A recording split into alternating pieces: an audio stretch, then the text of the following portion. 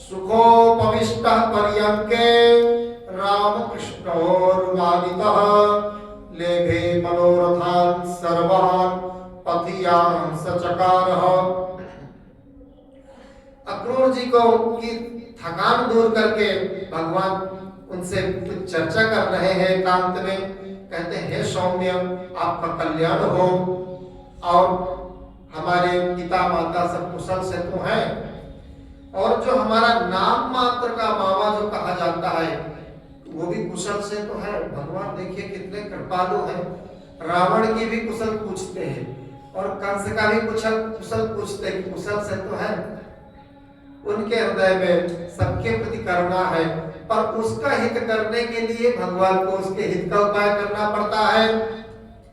इसी तरह कह रहे हैं कि नाम मात्र का जो मामा है उसके रहते कुशल हो ये हम कैसे जान सकते हैं। उसके यहाँ कुशल तो असंभव है, क्योंकि कंस रूपी रोग का जब तक निवारण नहीं हो जाएगा तब तक कुशल पूछना ही ठीक नहीं है। उसके यहाँ तो ऐसे रहते हैं जैसे कि कसाई के यहाँ बकरी पशु रहते हैं। कहते कब किसकी बारी आ जाए कुछ पता नहीं है।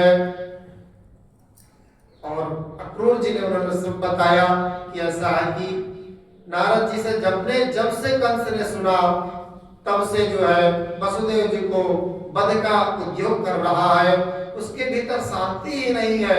और आप तो जानते हैं मेरा आने का उद्देश्य क्या है, क्योंकि आप अंतर्यामी हैं।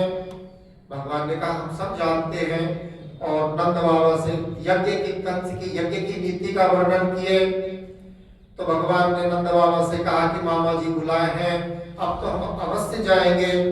तो नंद बाबा ने कहा लाला अकेले तो काय हो जाएगा, हम साथ में चलेंगे। नंद बाबा ने कहा भाई कंस हमारे महाराज हैं, उनको अनेक प्रकार की राजोचित जो भेंट है हमारे से जो संभव है उनको यथासाध्य भेंट करेंगे, समस्त गोपों के साथ हम चलेंगे।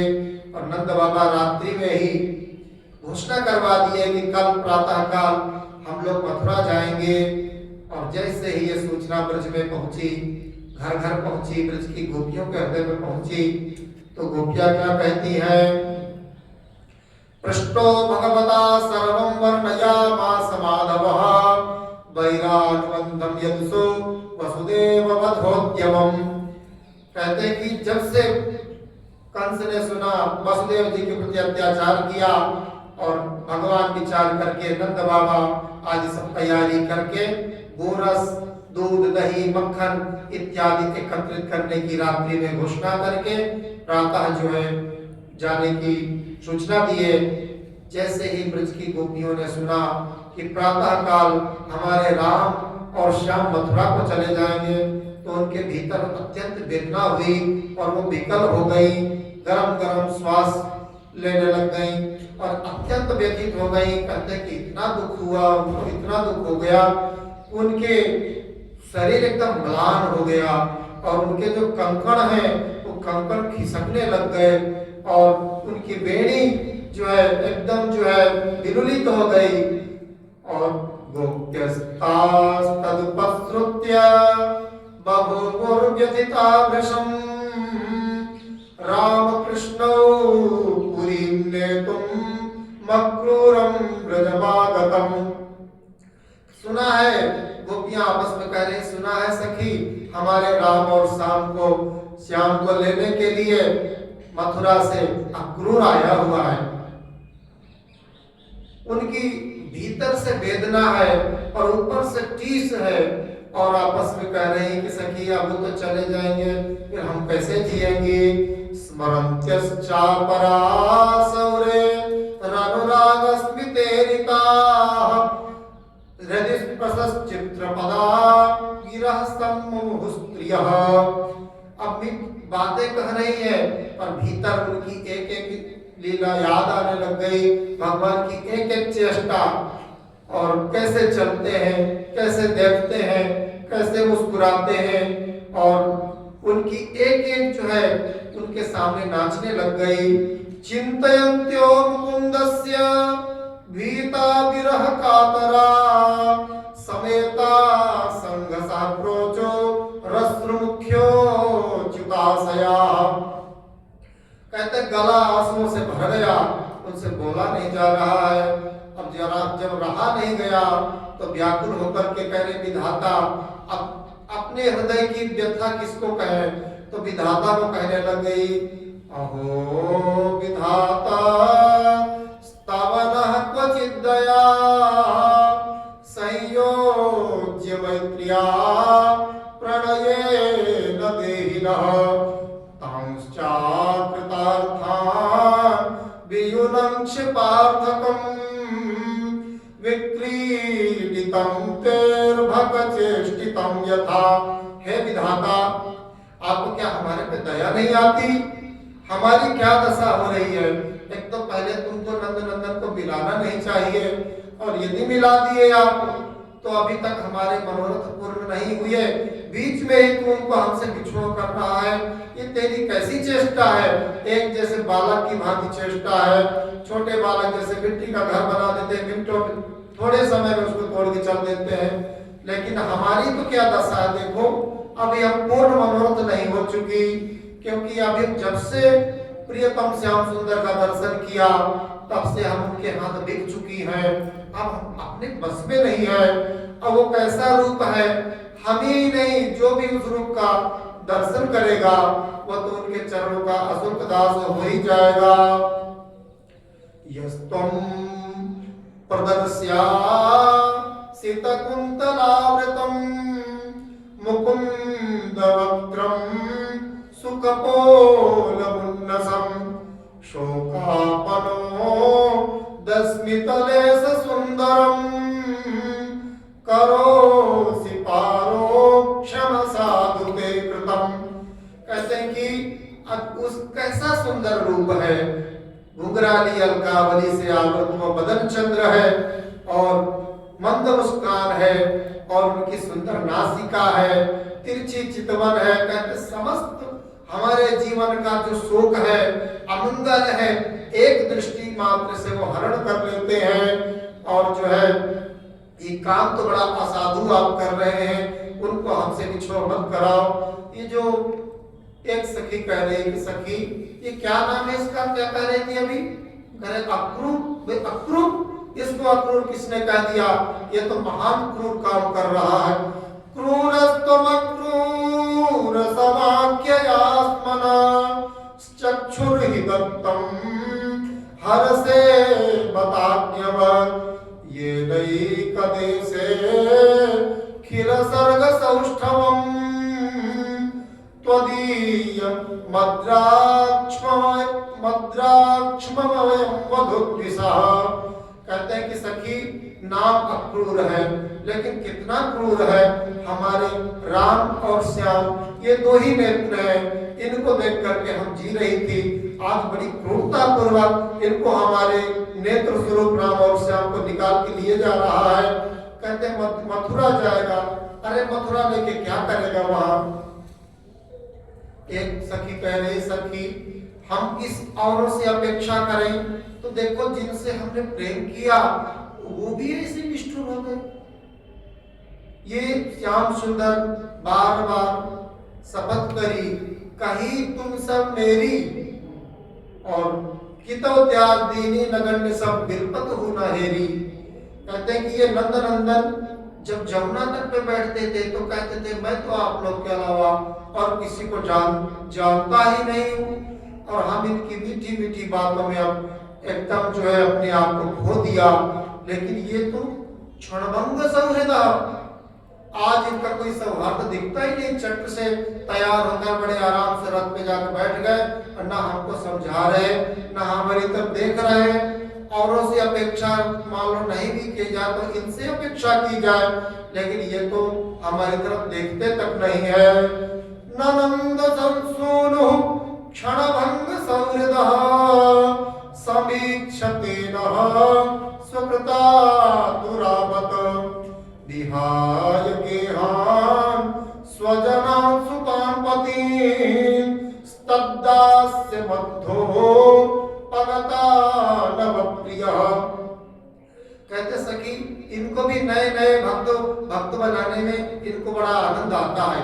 ये इनके लिए हमने अपना गृह, पति पुत्र इत्यादि सब कुछ त्याग कर दिया, लेकिन ये क्षणभंग सौहृदा हमारी तरफ देखते ही नहीं और नए नए भक्त इनको बड़े प्रिय लगते हैं।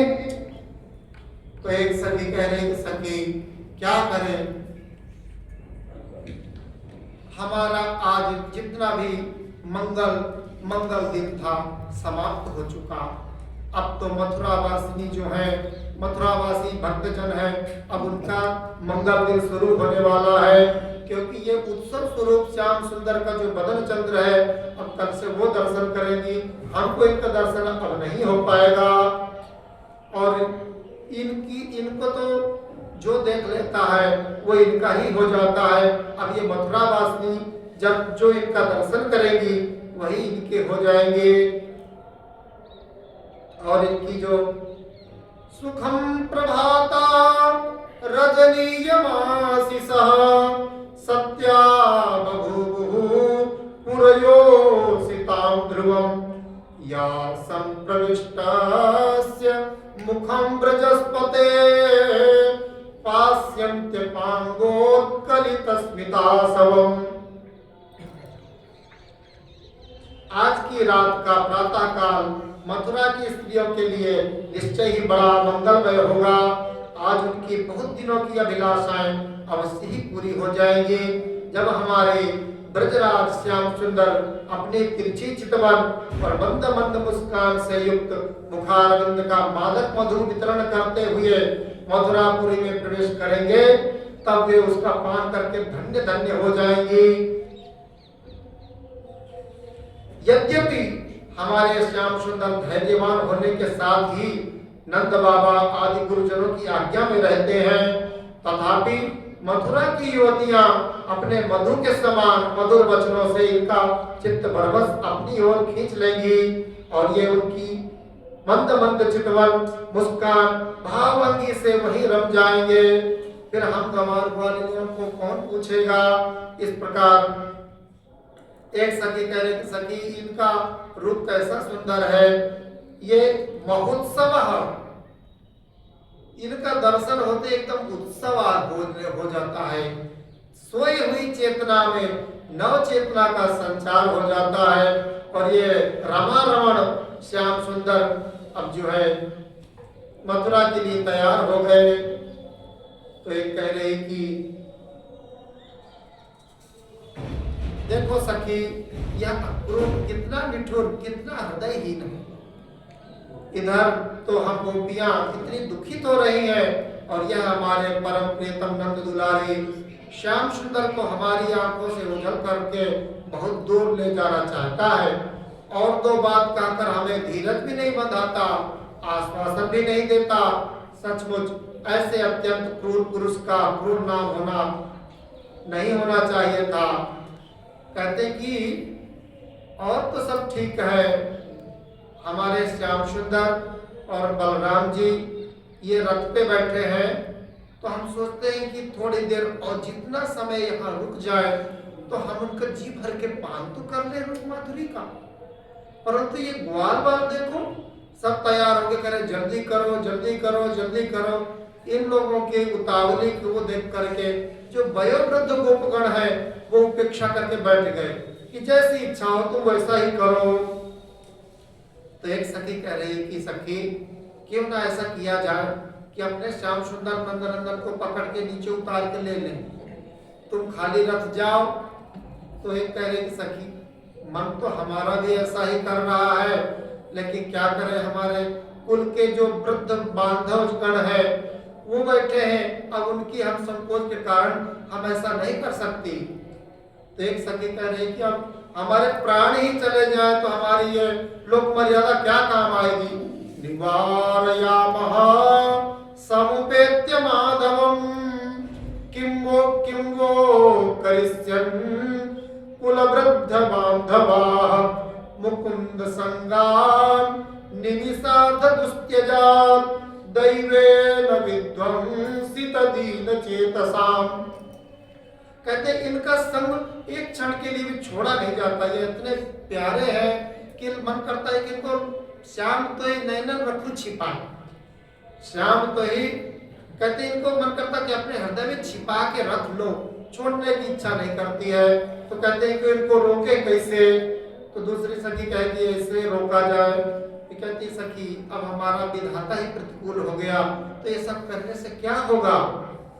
लेकिन अब क्या करें, इनका एक एक जो है लीला हमारे चित्त को क्षुभित कर रही है। यस्यानुराग ललित स्मित बल्गु मंत्र, उनकी जो प्रेम भरी चितवन, मीठी मीठी बातें और रास की जो वृंदावन में जो रास हुआ, वो जो उनकी एक एक चेष्टाएं आज हमारे हृदय को जो है विकल कर रही है और इनको छोड़ने का मन नहीं करता है। कहते कि अब क्या करें? अब इधर जो है एक दिन की नहीं, प्रतिदिन की बात है, एक एक दिन की उनकी लीलाएं याद आने लग गई। इनको क्या करें? इनका तो रूप जब संध्या के समय गोचारण करके आते थे तो आते ही गोष्ठ से ही वेणु वादन कर देते थे कि गोपियों तुम दिन भर विरह ताप से तापित हो, अब आकर के अपने हृदय के ताप को शीतल करो। तो हम लोग जो है द्वार पे, अट्टालिका पे, गोपुर पे, रास्ते पे खड़ी होकर के वो जो ब्रज से आवनी की जो छवि है उसको दर्शन करके हृदय में बसा लेती थी और रात्रि बिताया करती थी। कहते कि चित्तम छिनोत्य मूर्ते मुग्धम भवेम, वे बांसुरी बजाते हुए अपनी मंद मंद मुस्कान और तिरछी चितवन से देख देख कर हमारे हृदय को भेद डालते थे। उनके बिना भला हम कैसे जी सकेंगे? श्री सुखदेव जी महाराज कहते हैं कि राजन, इस प्रकार गोपियां कह ही रही थी, भगवान का रथ चल पड़ा और रथ देख रही है, रथ की धूल उड़ रही है, रथ की ध्वजा दिख रही है। जब तक देखती रही तो अब तक अपने को संभाली, जब दिखना बंद हो गया, एवं ब्रह्माणा विरहातुरावृषम् ब्रज स्त्रियः कृष्ण विसक्त मानसाः विसृज्य लज्जाम् रुरुदुस्म सुस्वरम् गोविंद दामोदर माधवेति। दहाड़ मार करके वही ब्रजरथ में लोटपोट होने लग गई। हा गोविंद, हा दामोदर, हा माधव, इस प्रकार से व्याकुल होकर के गोपियां रुदन करने लग गई। इस प्रकार रोते हुए, उनको बिलखते हुए वो जो रथ आगे मथुरा की ओर बढ़ा और यमुना तट पे ब्रह्मरथ है, वहां ब्रह्मरथ पे अक्रूर जी ने रथ को रोक करके वहां संध्या वंदन किए। ब्रह्मरथ यहाँ अक्रूर घाट जो है वहीं पर है। तो ब्रह्मरथ में अक्रूर जी जल में स्नान किए। क्या देख रहे हैं कि जो वसुदेव जी के पुत्र है राम और श्याम, उनको मैं रथ में बैठा के आया हूँ। अंदर देख रहे हैं कि वो भी वही विराजमान है। और अक्रूर जी देखे बड़े विस्मित हो रहे हैं। भगवान जल के अंदर भी अक्रूर जी के मन में एक संशय था ना कि भाव भगवत भाव भी है और वात्सल्य भाव भी है कि पता नहीं दुष्ट कंस क्या बर्ताव करेगा, कैसा करेगा। और ये भी कहते हैं कि रमा रमण है, लक्ष्मी निवास है। तो भगवान ने उनका संशय मिटा दिए और एक प्रकार प्रभु को कृपा करनी थी अक्रूर जी पर, क्योंकि अक्रूर जी भक्त है, भक्त पे भगवान को कृपा करनी थी। तो जल में भगवान दर्शन दिए तो अक्रूर जी विस्मय में पड़ गए कि मैं उनको जल के बाहर छोड़ के आया, इनका जल के अंदर कैसे दर्शन? जैसे ऊपर देखते तो भगवान वहां भी दिखाई दे रहे, फिर अंदर देखते तो वहां भी दिख रहे।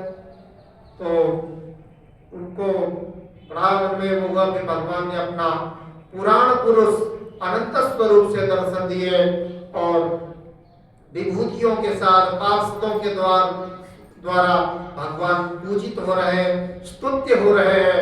अक्रूर जी को भगवान ने दशावतार का दर्शन कराया।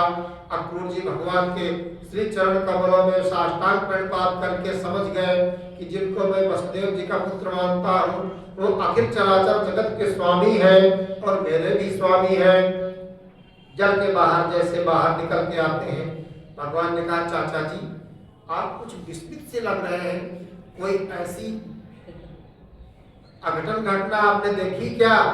अक्रूर जी ने कहा देख लिया, अच्छी तरह से देख लिया प्रभु। अब ज्यादा छले नहीं, मुझ पर कृपा करें। भगवान मुस्कुरा दिए। अब आगे जो है अक्रूर जी अपने रथ को लेकर के मथुरा के द्वार पे प्रवेश किए। अक्रूर जी ने उधर नंद बाबा छक्कों पे सवार होकर के मथुरा के उद्यान पे वहां स्थान पे जाकर विश्राम कर रहे, प्रतीक्षा कर रहे। इधर अक्रूर जी पहुंचे भगवान के चरणों में, वहां रथ खड़ा करके चरणों में पड़ गए। प्रभु इस दास की कुटिया को पावन करें अपने चरण कमलों के द्वारा। भगवान ने कहा अक्रूर जी आपका कार्य यही तक था, अब आप अपने घर को पधारे, कंस को सूचना दें, आज हम यही निवास करके कंस का वध करके उसके पश्चात ही हम आपके घर पधारेंगे, अब आप जाइए। अक्रूर जी बड़े दुखी मन से अपने घर की ओर चल पड़े। अब भगवान आज की रात्रि यही निवास किए उद्यान पे, और जो है फिर मथुरा भ्रमण करेंगे, नगर भ्रमण करेंगे।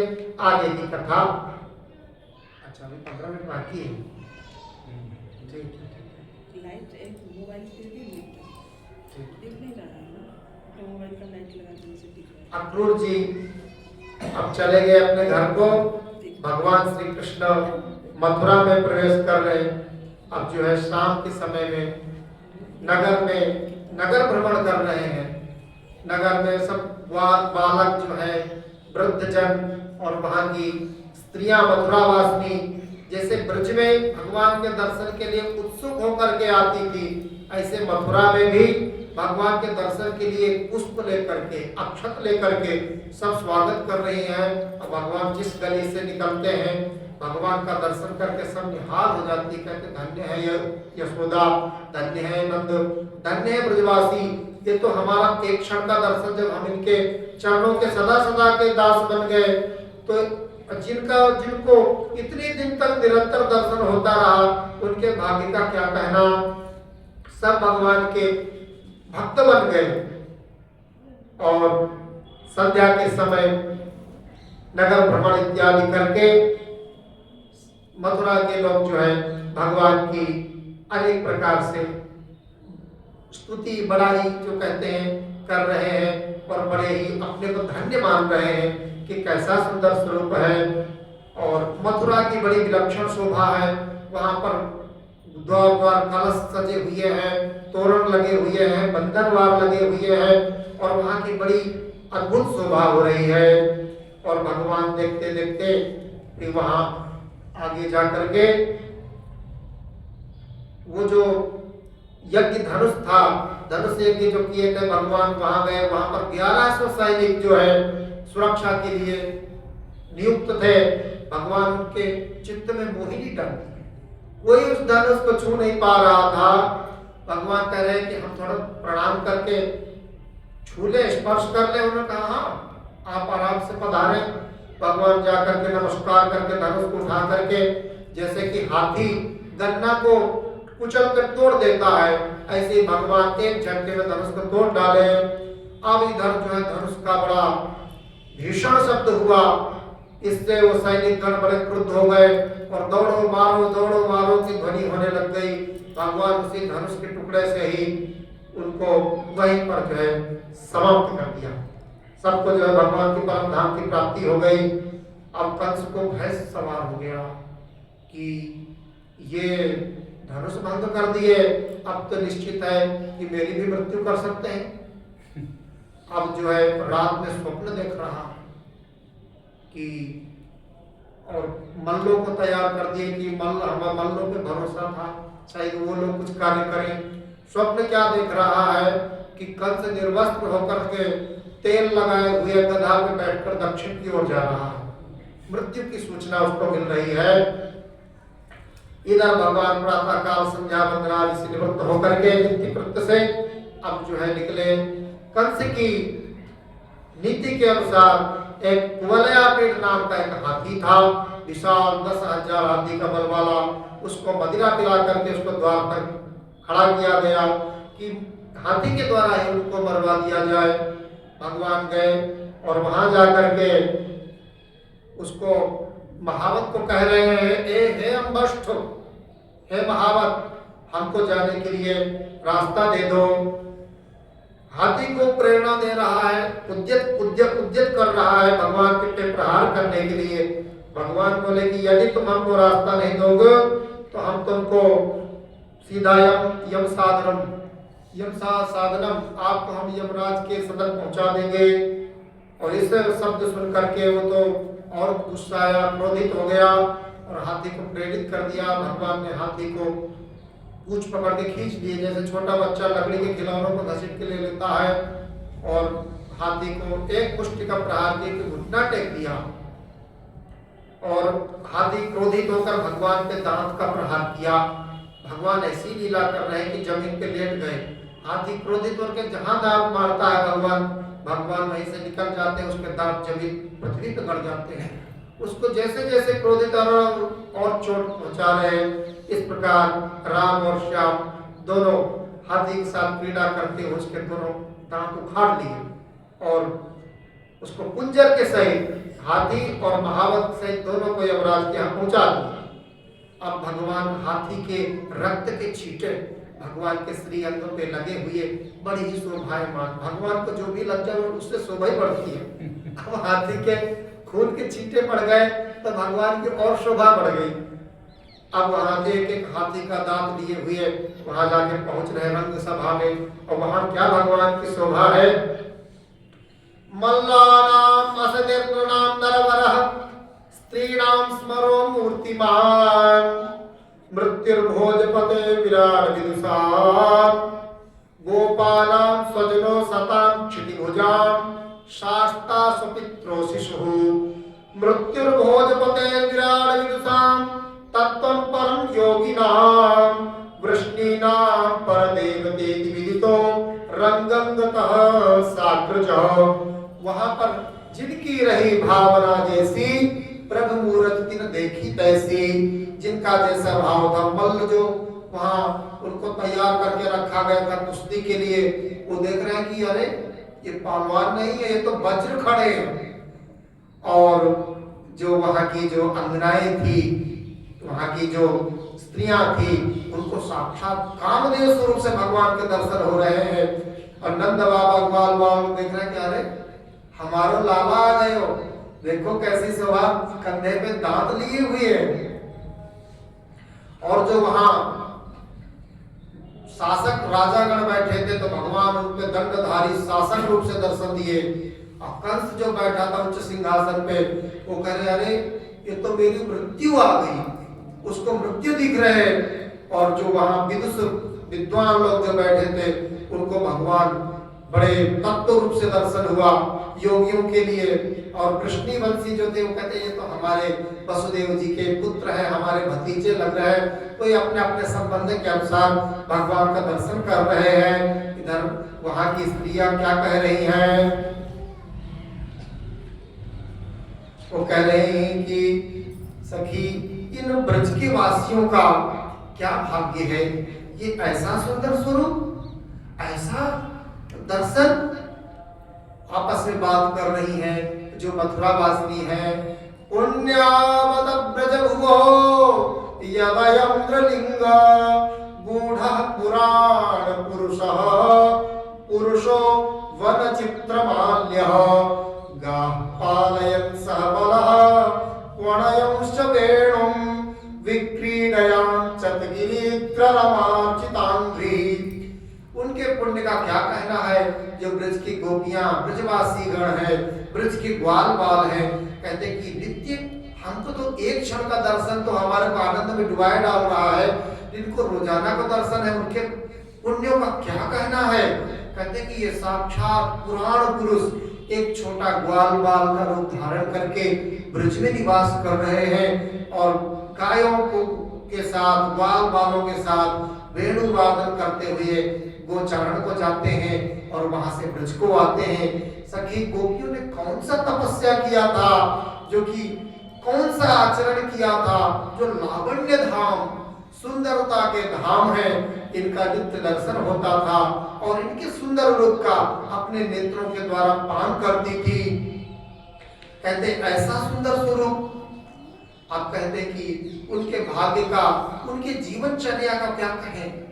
यादो हरे वहन दे मथनोपलेप प्रेङ्खेङ्कनार्भरुदितो क्षणमार्द्रनादौ गायन्ति चैनमनुरक्तदिवोऽश्रुकण्ठ्यो धन्या व्रजस्त्रियपुरुक्रमचित्तजाना। गोपियां दही मथते समय, घर लीपते समय और धान कूटते समय उखल में और घर का मार्जन करते समय आंखों से आंसू बह रहे हैं। श्री कृष्ण गोविंद हरे मुरारे हे नाथ नारायण वासुदेव। श्री कृष्ण गोविंद हरे मुरारे हे नाथ नारायण वासुदेव। इस प्रकार प्रभु के मधुर मधुर नामों का उच्चारण कर रही है और भगवत प्रेम में गोता खा रही है। धन्य भाग है इनका। और उसी समय जो है रंग सभा में भगवान वहां पहुंचे। मार्ग में थोड़ा भगवान अनेक भक्तों का उद्धार किए। अब जो है आगे कल जो है रास्ते में भगवान को चंदन की आवश्यकता हुई, क्योंकि भगवान को माला और चंदन बहुत प्रिय है। भगवान की चंदन की सेवा, माला की सेवा जो करता भगवान उस पर बड़े प्रसन्न होते हैं। तो मार्ग में कंस की दासी मिली उपजा, उसको भगवान ने कहा सुंदरी, वो तो भगवान को देख रही है, उसके तो कमर टेढ़ी है। आज पहली बार संसार में कोई मुझे सुंदरी कहा नहीं, तो सब तो कुब्जा कुब्जा कुबड़ी कह करके और संबोधन किया। तो कहते हैं कि ये चंदन प्रभु अब आपके योग्य है। भगवान को उन्होंने चंदन दिया और अपना परिचय दिया कि मैं कंस की दासी हूँ, मेरा चंदन कंस को बहुत प्रिय है, लेकिन अभी तक था, उसका फल प्राप्त हो गया। आज आपकी सेवा करके भगवान उसका चंदन स्वीकार करके तुरंत उन्होंने, भगवान ने कहा सुंदरी, तो सुंदरी बना ही दिए। उसके पैरों में अपना चरण पधरा करके, कमर पे एक हाथ लगा के, ठोड़ी पे हाथ लगा करके एक झटके में उसको सुंदरी बना दी। कहते हैं कि उनके लिए कौन सी आश्चर्य की बात, उनके सृष्टि में अनेक जीवों की रचना होती रहती है, एक क्षण में जो है कुब्जा को सुंदरी बना दिए। कुब्जा ने प्रार्थना की प्रभु घर को पवित्र करें, आप पधारें। भगवान ने कहा अभी नहीं, बाद में हम पधारेंगे। मार्ग में भगवान देखे कि जो है वस्त्र की कमी है। हम लोग तो ब्रज में ब्रजवासी थे, थोड़ा कथा पिछड़ गई थी, उसको दोबारा रिपीट कर दे रहे हैं। तो भगवान ने देखा कि हम लोग तो ब्रज के वासी थे, अपना ब्रज का वेशभूषा थी, हम मथुरा में आए हैं तो राजोचित वेशभूषा की आवश्यकता है। तो ग्वाल वालों ने कहा, तो भगवान ने देखा कि कंस का सेवक एक रजक नाम का धोबी था, जो त्रेता युग में जो माता सीता के प्रति जो अपराध किया, वो इस जन्म में रजक नाम का धोबी बना और वो कंस का सेवक था। अपने अनुचरों के साथ पोटली भर के वस्त्र बढ़िया धो करके लेके आ रहा था। भगवान ने उसको कहा कि आप हमें वस्त्र दें। तो एकदम मतवाला होकर के भगवान को अनाप शनाप जो है अनावश्यक शब्द का प्रयोग करने लगा। भगवान ने कहा हम तो आपसे वस्त्र केवल मांगा था, नहीं देना था तो मना कर देते, इतना सब प्रलाप करने की आवश्यकता क्या थी। एक थप्पड़ भगवान ने उसको जड़ा कि उसका धड़ से सिर अलग हो गया।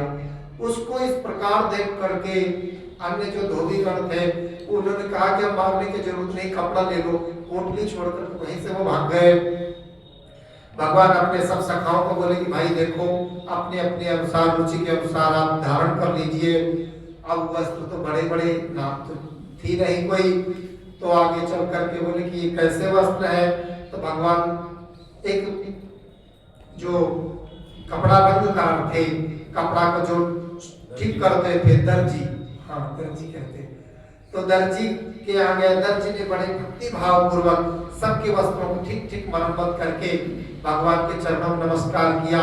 भगवान ने उसको भक्ति का वरदान दिए और बोले मर्त्य लोक में तो सुखी रहोगे और पश्चात मेरे परम धाम को आप आओगे। फिर सबने कहा कन्हैया भैया सब तो हो गया, पर माला के बिना थोड़ा सूना लग रहा है। तो सुदामा नाम का जो माली था, भगवान ने उसके यहाँ गए, सबको बढ़िया गजरा माला बना करके सबको धारण कराया। अब सब सुशोभित होकर के वहां पहुंच गए। वहां देख करके आगे भगवान की बड़ी सुंदर शोभा है। मथुरा की अंगनाएं जो भगवान की दिशा में चर्चा कर रही हैं और अपने को कृतकृत्य कृतार्थ अनुभव कर रही कि धन्य भाग हमारे ब्रज। सुना था कि ब्रज की गोपियों के ही भाग्य है, लेकिन हमारे भी भाग्य खुल गए, जो कि ऐसा भगवान का लोक पावन आनंद समुद्र स्वरूप जो है उसका दर्शन करके हम निहाल हो गए। अब आज भगवान का दर्शन करें, आगे की कथा कल होगी। श्री वृंदावन बिहारी लाल की जय, श्री राधा रानी की जय। जय जय श्यामा जय जय श्याम, जय जय श्री वृंदावन धाम। जय जय श्यामा जय जय श्याम, जय जय श्री वृंदावन धाम। पावन राधे तेरो नाम, पावन श्री वृंदावन धाम।